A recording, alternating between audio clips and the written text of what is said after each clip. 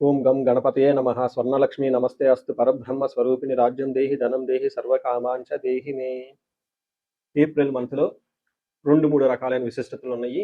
చాలా ముఖ్యం అందరూ తెలుసుకోవటం. ఈ మంత్లో జ్యోతిష శాస్త్రం ప్రకారం చూసుకుంటే 4 గ్రహాలు మారుతూ ఉన్నాయి. సూర్యుడు, కుజుడు, ఈ 2 క్రూర గ్రహాలు ఇవి మారుతూ ఉన్నాయి. బుధుడు, శుక్రుడు కూడా మారుతూ ఉన్నాయి. ఇవి శుభగ్రహాలు అనుకోవచ్చు. ఈ 4 యొక్క గ్రహాల యొక్క పరిస్థితిని, వాటి యొక్క స్థితిగతులను బట్టి ఈ మంత్ ఎలా ఉందో మనం చూద్దాం. ఇది కాకుండా ఇంకొకటి, ఈ మాసంలో మనకి అక్షయ తృతీయ ఉంది. 19వ తారీఖు వస్తుంది. ఎప్పుడైతే అక్షయ తృతీయ వస్తుంటో మంచి మంచి పనులు కనుక చేస్తే ఆ వచ్చిన పుణ్యం మనకి ఎప్పటికీ స్థిరంగా ఉంటుంది, ఎన్ని జన్మలైనా పోదు అని చెప్పేసి శాస్త్రంలో వివరించడం జరిగింది. ఇంకా అందరికి బాగా నానుడు ఏంటంటే, ఆ రోజు ఏ పని కనుక చేస్తే మనకి స్థిరంగా ఉంటుంది. అందుకని బంగారం కొనుక్కోవటము, పవిత్రమైన వస్తువులు కొనుక్కోవటము, దాన ధర్మాలు చేయటం అనేది ఇంకా చాలా విశిష్టత కలిగిన గొప్ప గొప్ప మనకి అవకాశాన్ని జీవితంలో ఎదగటానికి ఈ రోజు అనేది పుణ్యప్రదంగా ఉంటుంది అని గమనించాలి. ఇవి కాకుండా ఈ మంత్ వచ్చేటప్పటికి 15 డేస్ వచ్చేటప్పుడు చైత్ర మాసంలో, ఇంకొక 15 డేస్ వైశాఖ మాసంలో ఉంటుంది. వైశాఖ మాసంలో ఉదక కుంభదానం అంటారు. అంటే పేరు ఏంటంటే చాలా టఫ్గా పెద్దగా ఉంటుందండి. సింపుల్ లాంగ్వేజ్లో చెప్పంటే వాటర్ బాటిల్స్ అనుకోవచ్చు. ఉదకం అంటే నీళ్లు, కుంభం అంటే పొట్టుకున్న పాత్ర. ఈ పాత్రలో కలిపి ఆ దానం కనుక చేయగలిగితే దాన్ని మహాపుణ్యం వస్తుంది అని చెప్తారు. అంటే ఎన్నో రకాల కర్మలన్నింటినీ ఇది పోగొడుతుంది అని చెప్తారు. ఉదాహరణకు మేము మా క్లయింట్కి ఒకళ్ళకి బెంగళూరులో ఈ ఉదక కుంభదానాన్ని 2-3 సంవత్సరాల క్రితం చేస్తాము. ఏం చేయాలి, ఒక రాగి చెంబు తీసుకొని దాని నుంచి మంచి నీళ్లు పెట్టుకొని అందులో ఒక యాలుకాయ కానీ ఒక లవంగా కానీ వేసి దానికి కొంచెం పట్టిక కానీ ఏదైనా బెల్లం కానీ అందులో కొంచెం కలిపేసి ఆ చెంబుకి లేదంటే ఆ పాత్రకి మనం పసుపు కుంకుమ పెట్టి ఆ పాత్రతో సహా ఎవరికైనా సద్బ్రాహ్మణులు కానివ్వండి, వేద పండితులు కానివ్వండి, పితృ సమానులు కానివ్వండి, లేదా గురువు సమానులకు సంబంధించిన వాళ్ళకి కానీ మనం ఆ పాత్ర దానం చేయగలిగితే దాన్ని ఉదక కుంభ దానం అంటారు. ఇలా చేయగలిగితే సూపర్. అలా చేయలేని వాడు కూడా దానికి మీరేం నిరుత్సాహపడిన అవసరం లేదు. 2 ఇయర్స్ బ్యాక్ ఎప్పుడైనా ఒక వీడియోలో చెప్తే ఇది ఏం చెప్పానంటే, వాళ్ళకి వాటర్ బాటిల్స్ దొరుకుతాయి. మనకి చలివేంద్రాలని అవి ఇవి పెడుతూ ఉంటారు పూర్వకాలంలో. ఇప్పుడు ఆ రోజు అలా పెడితే ఎవరు వాటిని కూడా చూడరు, తాగరు. ఎందుకంటే ఎక్కడ మనం ఏ కంటామినేటెడ్ వాటర్ తాగుతాము, ఏమవుతుంది, ఏ హాస్పిటల్కి వెళ్తే మళ్ళీ 2-3 వేలు బిల్లు అవుతుందని చెప్పేసి అందరూ భయపడుతూ ఉంటారు. కాబట్టి బెస్ట్ థింగ్ ఏంటంటే బ్రాండెడ్ వాటర్ బాటిల్స్ ఉంటాయి. అవి చక్కగా తీసేసుకొని అందరికి దానం చేసుకుంటా వెళ్ళిపోతూ ఉంటే అదే పుణ్యం వస్తుంది. ఇప్పుడు కాలమాన దేశ పరిస్థితులకు అనుగుణంగా మార్చి చేసుకుంటే చాలా బాగుంటుంది.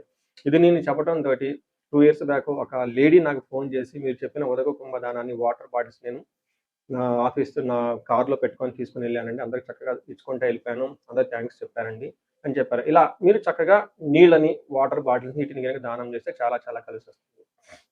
తులారాశి వారికి ఏప్రిల్ 2026లో చూస్తే మనకి ఎలా ఉందంటే, వీళ్ళకి చాలా బాగుంది అని మనం చక్కగా చెప్పుకోవచ్చు. 100కి 85% ఏప్రిల్ మంత్లో తులారాశి వాళ్ళకి చాలా బాగుంది. ఇది ఒక హ్యాపీ న్యూస్ గమనించుకోవాలి. అంతేకాకుండా వచ్చే జూన్ వరకు కూడా మీకు ఇంకా చాలా చాలా బాగుంది. మనం పంచాంగ ఫలితాల్లో కూడాను మన రాశి ఫలాలు కూడా చెప్పుకోవడం జరిగింది.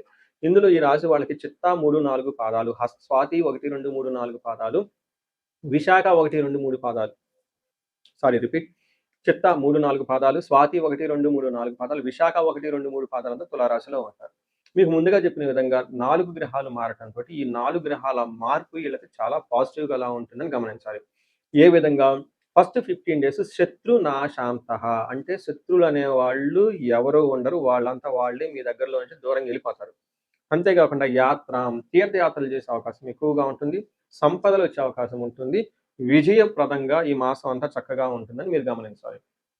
మనం డీటెయిల్స్ చూసుకుంటే 7వ స్థానంలో 6వ స్థానం నుంచి 7వ స్థానంలోకి సూర్యుడు మారటంతో ఫస్ట్ 15 డేస్ చాలా బాగుంటుంది. తర్వాత 15 డేస్ కొంచెం ఆటంకాలతో ఉండే అవకాశం ఎక్కువగా ఉంటుంది. 7వ ఇంట్లో కనుక సూర్యుడు ఉంటే సామంత జన విద్వేష ధారాపీడ సుతామయం ఉత్సాహ భంగకారిణి గోచారస్తే సప్తమే రవి అంటారు. అంటే 7వ ఇంట్లో కనుక రవి ఉంటే ఏమవుతుంది? సామంత జన విద్వేష, అంటే వీళ్ళ కింద పనిచేస్తున్న ఈ ఎంప్లాయీస్ కానివ్వండి, లేదంటే వీళ్ళతో పాటు బాగా చక్కగా ఫ్రెండ్లీగా ఉన్న వాళ్ళైతేనేమి సడన్గా వీళ్ళ మీద ద్వేషం పెంచుకొని వీళ్ళకి సపోర్ట్ ఇవ్వకుండా పోయే అవకాశం ఎక్కువగా ఉంటుంది.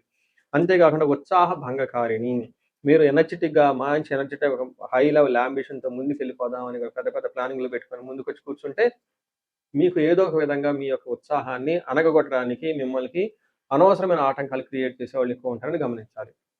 కానీ కుజుడు 6వ స్థానంలో ఉండటంతో ఒక బెస్ట్ టైం, ఒక బెస్ట్ ప్లేస్లో కుజుడు మాత్రం ఉన్నారు. ఏమవుతుంది? కుజుడు 6వ స్థానంలో అంటే వస్త్రలాభం, ధాన్యలాభం, ధనలాభము, యశాస్తద, అంటే కీర్తి ప్రతిష్టలు చక్కగా ఉంటాయి. మనోల్లాస, మనసంతా ఉత్సాహంగా ఉంటుంది. ధర్మ సిద్ధి, గమనించుకోండి. ధర్మసిద్ధి అంటే ధర్మబుద్ధిగా చక్కగా మీ పని మీరు చేయటానికి గనక ఏదైనా గనక సంకల్పం తీసుకుంటే ఈ టైంలో చక్కగా అది మీరు అన్ని అనుకున్న పనుల విధంగా చేసేసుకుంటూ ఉంటారు. అయితే మిమ్మల్ని కావాలని అవమానించే వాళ్ళు ఉంటారు. అది కూడా గమనించుకోవాలి. ఈ 8వ స్థానంలో శుక్రుడు ఉండటంతోటి ఇది ఇంకా చాలా చాలా చక్కగా ఒక పాజిటివ్ ఎనర్జీ అయితే మీకు తీసుకొస్తుంది.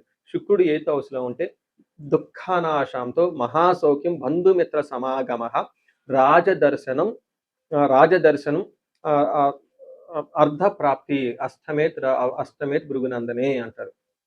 అంటే దుఃఖనాశనం ఇప్పటిదాకా మీకేదైనా విషయాలు గనక దుఃఖించు, బాధపడుతూ ఉంటే ఆ దుఃఖాన్ని పోగొడుతూ ఉంటుంది. మహాసౌఖ్యం గొప్ప సౌఖ్యాన్ని ఇస్తూ ఉంటాయి. బంధుమిత్ర సమాగమ బంధువులతోటి, మిత్రులతోటి చక్కగా తిరుగుతూ ఉంటారు. రాజదర్శనం, హై అఫీషియల్స్ కలవటం ఇవన్నీ చేసే అవకాశం ఎక్కువగా ఉంటుంది. ఒక బెస్ట్ టైమ్‌లో ఉండి మంచి భోజనం తిని చక్కగా హ్యాపీగా ఉండే ఒక ఈ మంత్‌లో ఉన్నారని మీరు గమనించాలి. నక్షత్రం ప్రకారం చూసుకుంటే చిత్త, స్వాతి, విశాఖ 3 నక్షత్రాలుంటాయి. చిత్తా నక్షత్రం వాళ్ళకి బంధనము. ఫస్ట్ మీకు రాజ్య లాభము, వస్త్ర లాభం, ప్రమోషన్స్ వచ్చే అవకాశం ఉంటుంది.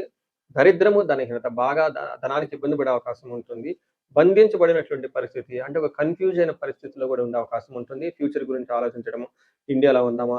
లేదంటే అబ్రాడ్‌లో ఉందామా? లేదా యూఎస్ నుంచి ఇండియా వద్దామా? లేదంటే జాబ్ చేసుకుందామా? లేదా జాబ్‌ని వదిలేసి ఏదైనా బిజినెస్ చేసుకుందామా? ఇలా ఆలోచనల గురించి ఎక్కువగా ఉండే అవకాశం ఉంటుంది. స్వాతి నక్షత్రం వాళ్ళకి ధన ప్రాప్తి, జయము, రాజ్యలాభము చక్కగా పాజిటివ్ సైడ్‌లో ఉన్నాయి. నెగెటివ్ సైడ్‌లో చూస్తే రోగము, బంధనము, దరిద్రము. రోగము, బంధనము, దరిద్రము. అంటే మీకు ఫైనాన్షియల్‌గా ఇబ్బందులతో పాటు హెల్త్ కాంప్లికేషన్స్ తీసుకొనొచ్చేసి వీటితో పాటు మీకు రాజ్యలాభము, ప్రమోషన్ తీసుకొచ్చే అవకాశం ఉంటుంది. బంధనము బంధించబడినటువంటి పరిస్థితి ఉంటుంది. అంటే ఫ్యూచర్ గురించి డెసిషన్ తీసుకోలేక కొంచెం ఇబ్బందులు పడే అవకాశం ఉంటుందని గమనించాలి. విశాఖ నక్షత్రం వాళ్ళకి జయప్రదంగా ఉంటుంది. ధన ప్రాప్తి చక్కగా ఉంటుంది. అయితే కొంచెం నెగెటివ్ సైడ్‌లో వీళ్ళకి హెల్త్, బంధనము, ధనహీనత, ఫైనాన్షియల్‌గా ఇబ్బంది పడే అవకాశం ఉంటుంది. వీటితో పాటు విశాఖ నక్షత్రం వాళ్ళకి పర్టిక్యులర్‌గా కార్యహాని, అనుకున్న పనుల్లో విజయం జరగక ఇబ్బందులు పడే అవకాశం ఉంటుందని గమనించాలి. సో, చూసారు కదండీ! ఈ రాశి వాళ్ళకి ఒక రకంగా దాదాపు ఒక 85% అన్ని విధాలుగా చాలా బాగుంది. చక్కటి మంత్‌లో ఉన్నారు. ఒక ఫైనాన్షియల్‌గా విషయం మాత్రం కొంచెం జాగ్రత్తగా ఉంటే మిగతా అన్ని విషయాల్లో అనుకూలంగా ఉంటుందని గమనించాలి. సో, ఈ రాశి వాళ్ళకి అష్టైశ్వర్యాలు, భోగభాగ్యాలు కలగాలని చెప్పేసి నేను కోరుకుంటున్నాను.